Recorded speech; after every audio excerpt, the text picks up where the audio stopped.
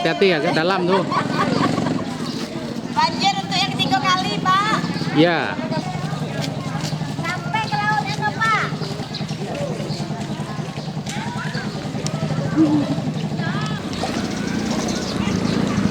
Kata masih kecil tuh. Ya, kata kecil.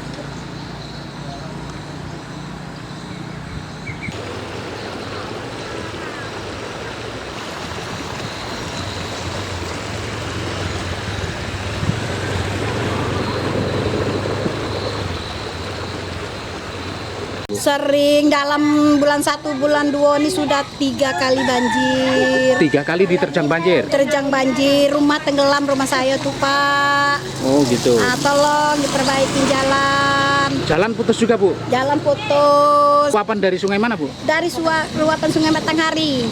Yang masuk ke desa? Iya, dari Batanghari itu masuk ke sini. Enggak. Persawahan tenggelam, bagaimana orang nak panen padi, banjir terus.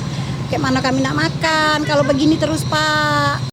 Iya betul, sudah ini yang ketiga kalinya banjir menerjang itu di desa Pulau Kayarum. Rumah yang sudah terendam itu sekitar 380 rumah. 380 ya? Iya. Kemudian yang terendam total ada sekitar berapa, Pak? Yang terendam total itu sekitar 50 rumah. 50 rumah. Iya, lahan pertanian juga terendam seperti lahan pertanian sawit, karet dan juga persawahan.